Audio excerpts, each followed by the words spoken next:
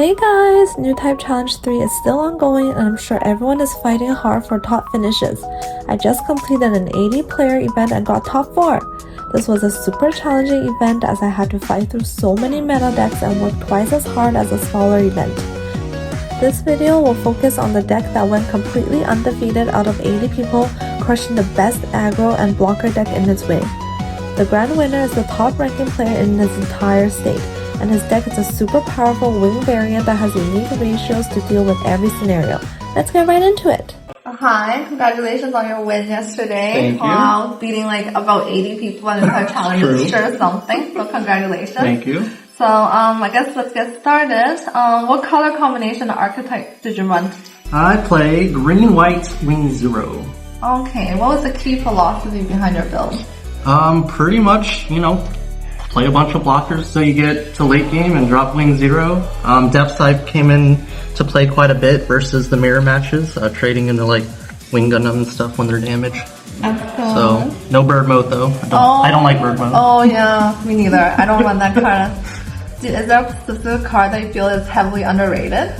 Underrated in my deck? Or in the current meta?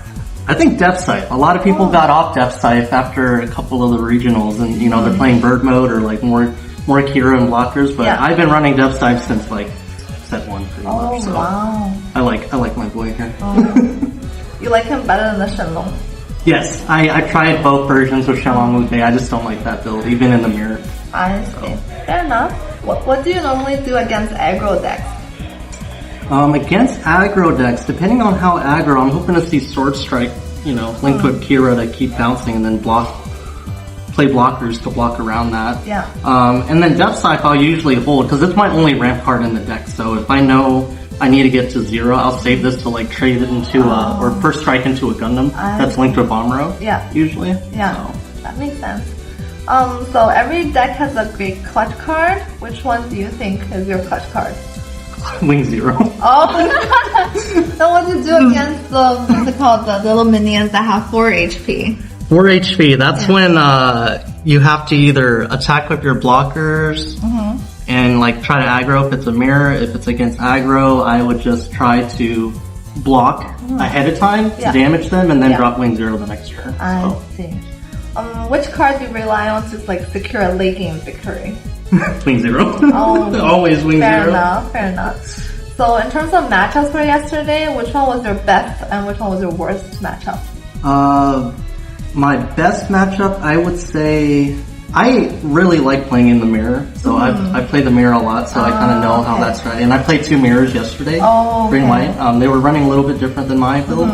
And then the one, if played one year war rush deck, that. Of course, if they high roll, you can't really do much against that. But luckily, they did kind of mid roll. I would say a mid roll, which got me sweating a lot, but I was able to clutch it at the end. Oh, that's good. That was difficult. Nice. I guess in terms of mirror, mirror matches, what would be like your best strategy?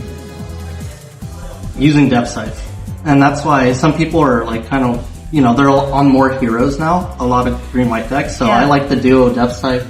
Again, will damage Wing, because Wing tends to swing into like a standing blocker or something. Yeah. So it's going to be damaged by the time I get Depth Sight. I get first strike into that and ramp. Yeah. So usually, again, Depth Sight is my MVP in the mirror match usually. Wow. I should give it a try. I've never tried it actually. I guess why do you have 2 hero UEs in your deck? The 2 is literally just if I get it with Wing Gundam. A lot of times I'll pair Kira in the Wing Gundam because you get -2 and then it's really hard because then I'll just play a bunch of blockers to keep Wing Gundam up with Kira and Wing. So he's kind of like there like just to be there. And I like the 9 pilot ratio because when people are running 12 or even when I got to 10, it tends to brick. So I found that kind of like running 9 pilots is the sweet spot. I don't count Eula though. Oh, I never thought of playing it that way actually. Oh, interesting. When you sat down for your first match, what would be your ideal opening hand? Ideal opening hand? Depends on the matchup, or if I go first or second. If I'm going first, usually overflowing a Lifrith or Dios, either or Hawk. Yeah.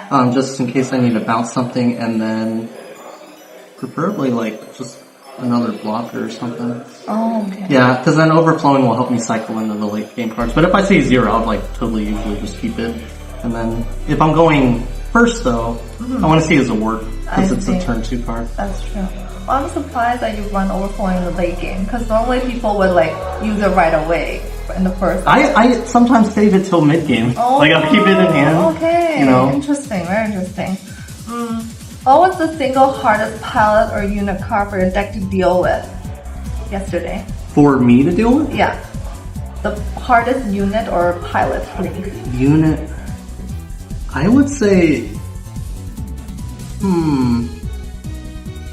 You'll probably be in the mirror matches. Yeah. I think those two were kind of like the tough ones.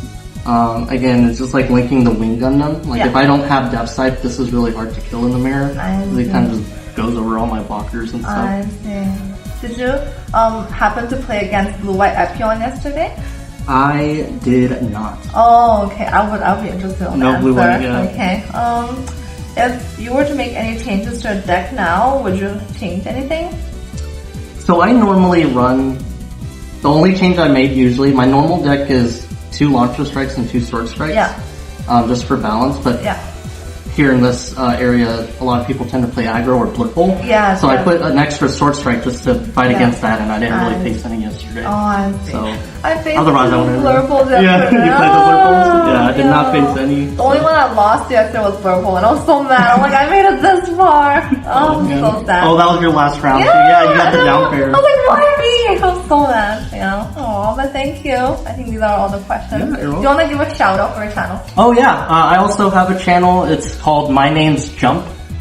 So you could just look that up. And yeah, I have some reviews. I did regionals and a couple deck techs for things. So I don't, Sounds good. Thank you so much. Yeah, thank you. Appreciate it. Bye bye. Alright, cool. So I played 2 Zawarts, 4 Lifrifts, 4 Rick Diaz, 3 Ale Strikes, 1 Launcher Strike, 3 Sword Strikes, 4 Wing Gundam, 3 Depth Sipes, and then of course 4 Wing Zeros, MVP of the deck, and then 4 Underground Base. You got pilots here, 4 Akiras, you got 3 duos, and then 2 heroes, and we got 1 Mula, 2 striker packs, 2 unforeseens, and 4 overflow.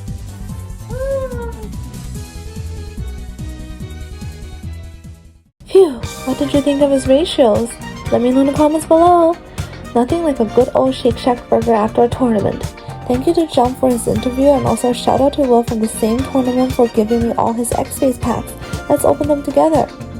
Please stay tuned for the next video where I will share the secret deck I used to top 2 Newtype challenges in a row. Please like the video and let me know how your experiences have been. See you guys soon. Bye bye.